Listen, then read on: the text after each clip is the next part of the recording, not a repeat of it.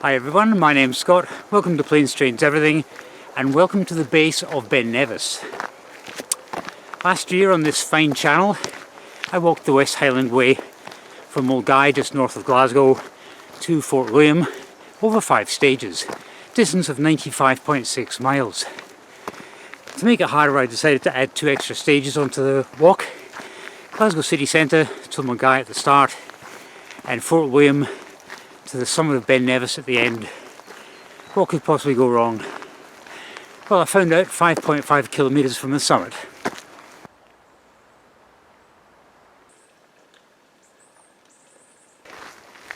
After Mont Blanc, Ben Nevis is the most dangerous natural wonder in the world.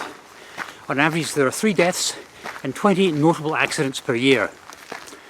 Just checking the sign to make sure I'm going in the right direction. In fact, the main track up to the summit was once called the tourist path, but it was changed to the mountain path because the word tourist made it sound far too easily accessible. In fact, 1 in 5 people never make it to the summit. Last year I was one of that 20%. Ben Nevis deserves respect.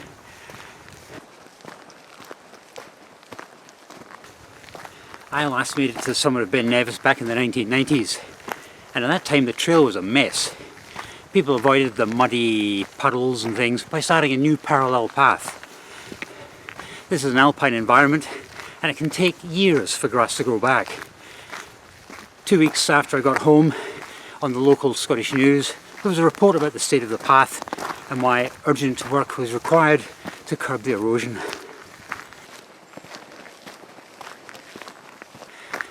Last year I discovered how much work had actually been done. Gone was the muddy slope and the puddles, instead hundreds and hundreds and hundreds of steps. Mission accomplished. Very little erosion could be seen. However, my calf muscles objected to these countless steps. About 5.5 kilometres from the summit I had to stop because the legs were saying no more. I could have done maybe 10 steps then rested, 10 steps rested, 10 steps rested, but that would have taken me an hour or 2 at least to get to the summit. And I had to get back to Fort William that evening to catch the last bus back to Glasgow.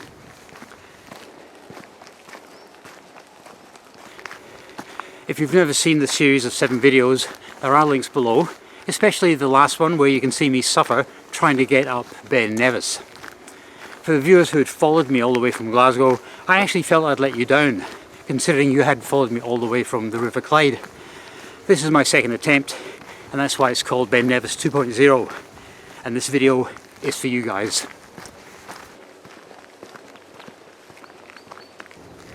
I will make it to the summit this time because I have a cunning plan.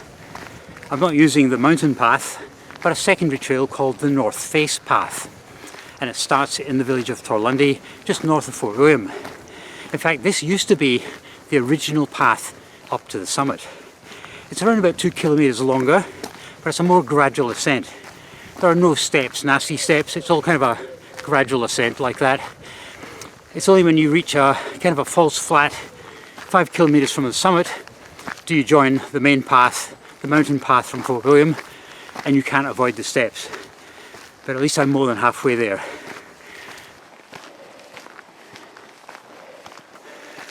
I think I'm on the right track. This is like a forestry commission estate, and although I do have an ordnance survey map with me, it can be sometimes hard to work out where the correct trail is. I think we're okay here so far.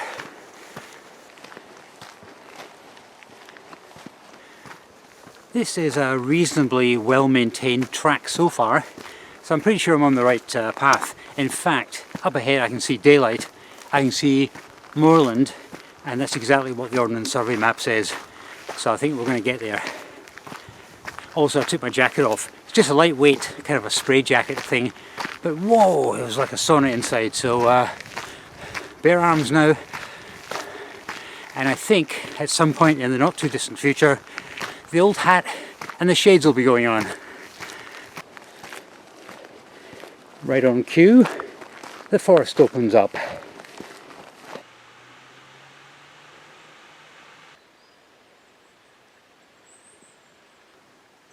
was really hoping that that sign there would have said something like Ben Nevis, but no, it refers to a hut. But the hut is, I believe, on the way, so we're heading in the right direction.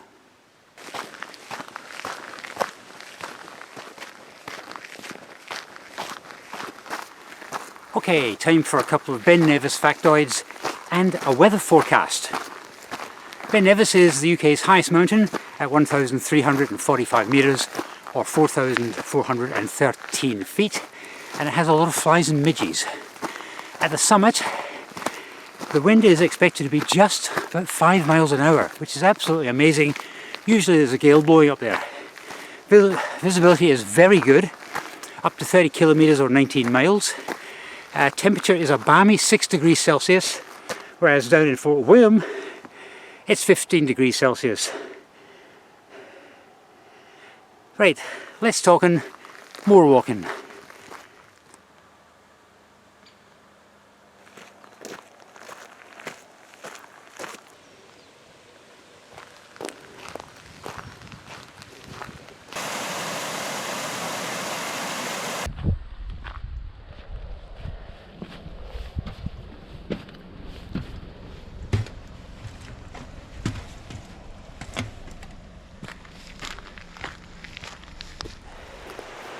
See, I told you it wouldn't be long before the shades in the hat went on. Glorious day today, typical late summer, early autumn day here in Scotland. While I was filming back at that stile, I was overtaken by 2 people, so I know I'm on the right path. We're also out of the forest and in the moorland now. This is where things get interesting.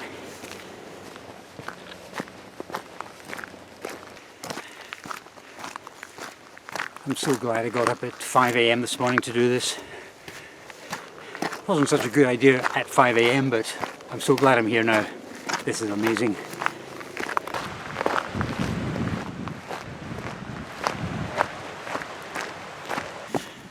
Okay, apologies to any Gaelic speakers out there. I'm going to try and pronounce the name of this glen based on what it says on my Ordnance Survey map. Are you ready? Mhuillin. Mhuillin, something similar to that. Either way, it's absolutely stunning. And apart from those 2 people who have just passed, I've got the track to myself. Meanwhile, on the other side of that ridge, we've got the mountain trail, and that is probably like rush hour today. This was definitely the right move for a number of reasons.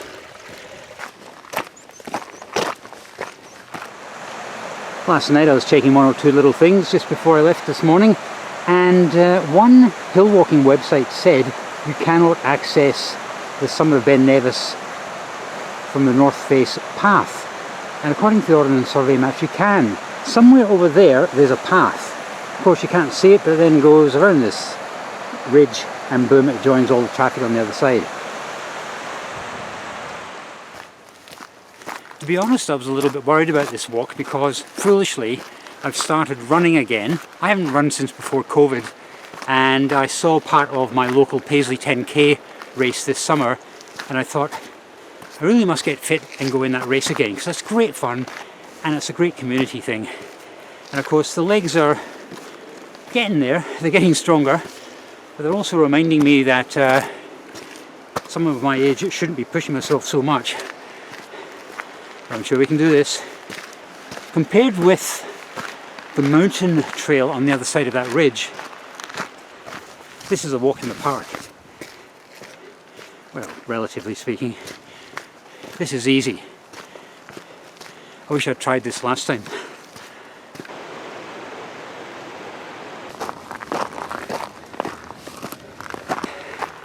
Here's a question for you. Maybe you could leave a note below. If you're part of the hill walking community, have you ever done any hiking in Europe, continental Europe? I'm asking because around 8 years ago I was in Austria, and this was before my YouTube channel was up and running, and I was staying in Innsbruck. I travelled east to a town called Jenbach, and from there I caught a narrow gauge railway to the little town of Mhuillin, and from there local bus up to a big reservoir. If you know that part of the world, you'll be going, oh yeah, Mhuillin, getting back. From the reservoir you can walk up to the border between Austria and Italy, and I decided to take it one step further, and I walked along the ridge all the way to Brenner on the Italy-Austria border. I forget how far it was, but it was a seriously tough walk, that one, because at the time there wasn't a lot of information on this track. In fact, I wasn't even sure if there was a track in existence. All I knew was on Google Satellite there was the faintest of lines. As it turned out, that was a path approximately 1 foot wide, and all day I passed around about, I don't know, 12 people, and I'd love to do that again and take you guys along with me as well. The scenery was absolutely stunning, but the question was, it was actually part of the Austrian National Path Network, and every now and again on a rock was painted a little red, white and red Austrian flag, so you knew you were going in the right direction. I mean, there's not too many ways you could get lost on this path, but if this was Austria, that rock there would probably have had a little Austrian flag on it, just to reassure you you're heading in the right direction. Having walked the West Highland Way last year, most of the signage was either wooden posts or just didn't exist at all, and I thought a little saltire, a little St Andrew's cross painted on rocks and here and there would add reassurance to the fact you're on the right path. So my question is, if you walk in continental Europe, apart from Austria, do you find such things in Italy and in Germany, these sort of places, Slovakia? Do they do little markers on rocks? Please let me know what's below. Right, I think we will be coming to that CIC Hut shortly, because this is about to get a bit steep, and at some point we do a quick zigzag straight up there.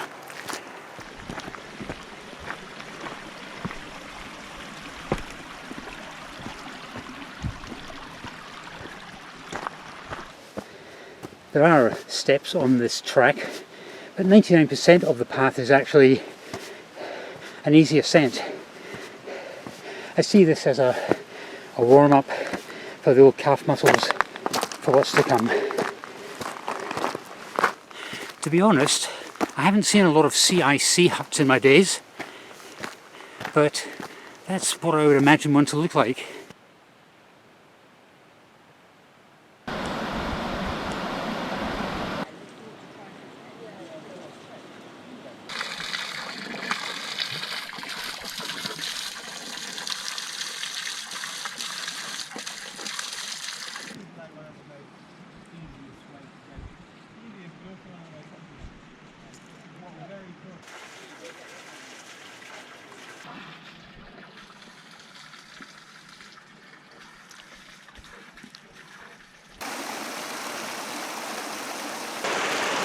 Well, that was the CIC Hut. I don't actually know what CIC stands for, but I'm going to do some research and I'll put it down below right now. But it was a mountain rescue hut anyway, and it seems to be a favourite gathering point for hikers. Anyway, I've now done the zigzag and I'm now starting to skirt around that ridge I was telling you about. So in around about 2 to 3 kilometres I should hit the main mountain trail and a lot more people.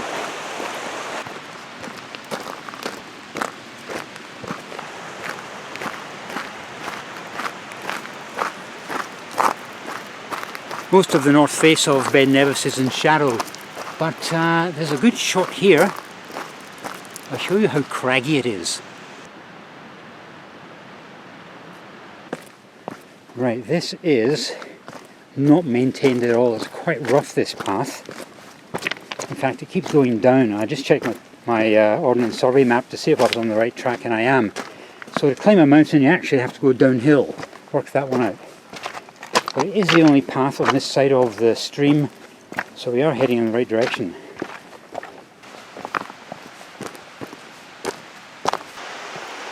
Well, that section of track back there was a bit sketchy, but I think we're on the straight and narrow now. There is a more defined path here, although it is still going downhill.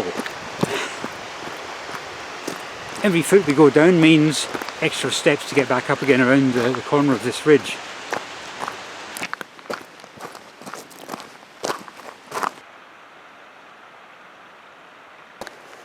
Well, the good news is this path has now started to level off, and up ahead I can see it's actually going up. So this is the beginning of the ascent of Ben Nevis. First things first, we still have to make it to the main mountain trail, but that's about, I don't know, 1.5 kilometres away. We're doing this. We've got this sorted.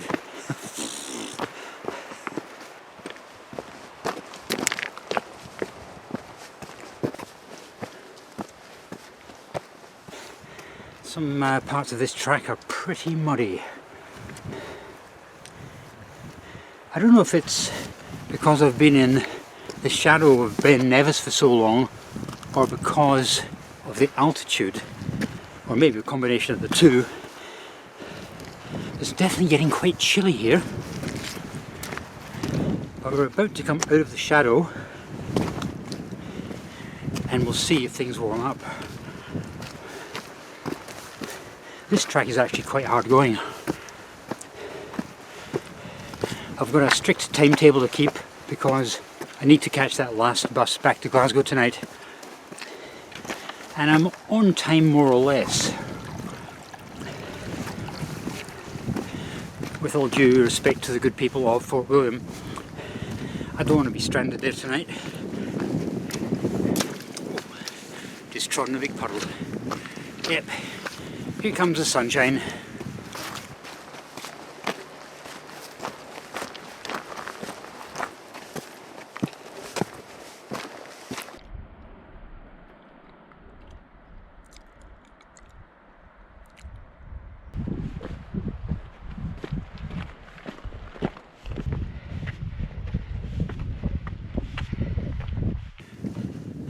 As you can see, the jacket's off, so it was because I was in shadow. In the sun, it's still pleasantly warm, although the wind is more than 5 miles an hour, that's for sure. But there is signs of civilization ahead.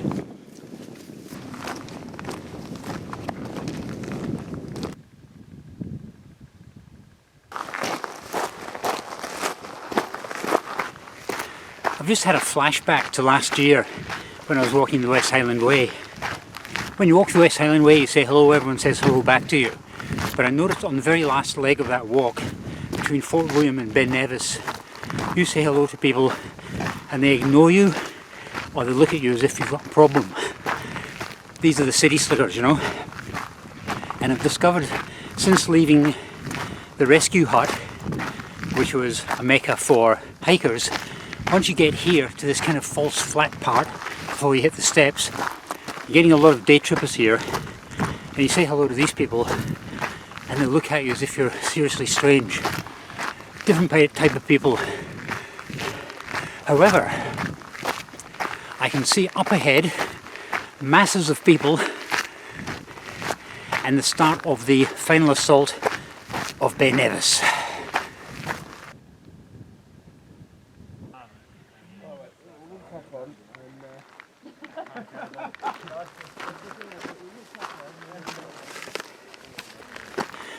Okay, this is me officially higher than I was the first time last year.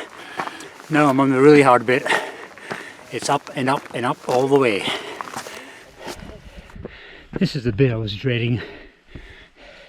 But the calves feel fine this time.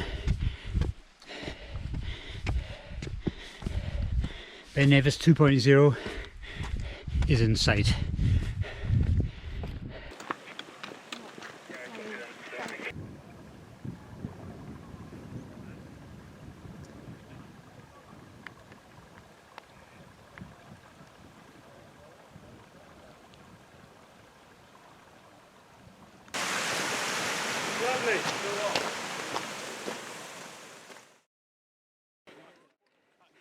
Well guys, you won't believe this. I made it to the summit, did all the footage. On the way down I realised none of it had filmed. just joking, haha. Right, let's get moving. As if I would do that to you guys, honestly. Let's get washing again. Back, really.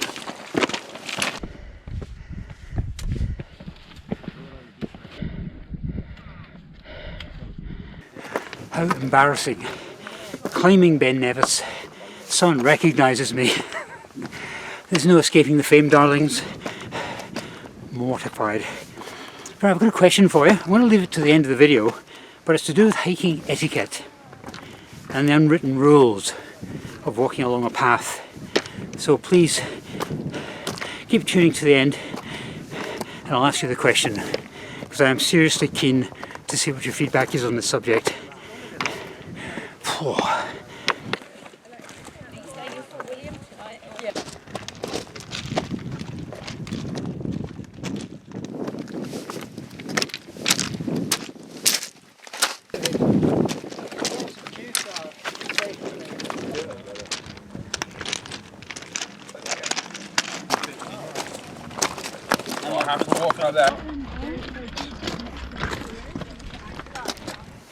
Every time you think you're at the summit, there's another summit ahead of you.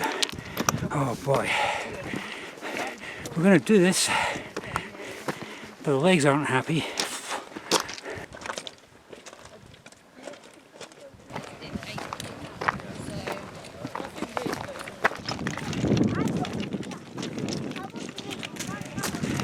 I seem to be the only one in a short sleeve shirt.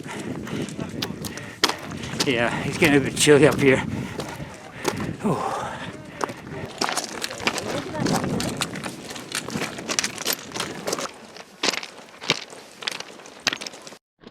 All right. Let's do it.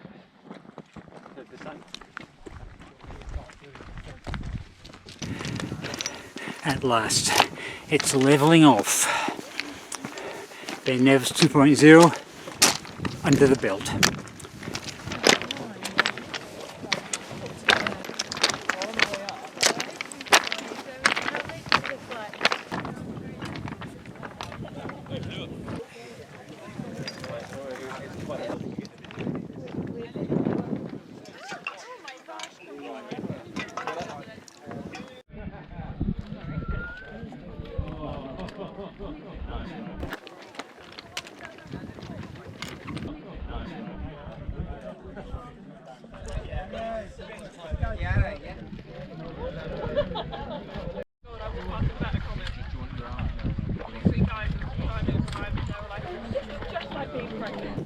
Some people say if you don't touch the trig point, then you haven't made it to the summit. Well, I touched it the last time I was here. There's actually a queue of people waiting to have their photos taken at the trig point. There's 40 people and it was moving at a snail's pace, and I thought, nah, I made it. You believe me, I made it.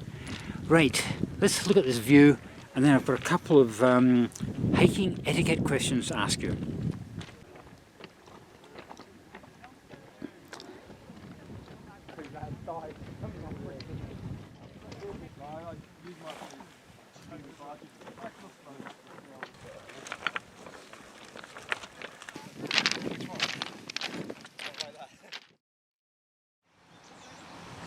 So there I am descending Ben Nevis, and I realised that trying to ask questions on a camcorder at the end of the selfie stick is probably not my most sensible move, so I decided to do this and finish the video at home.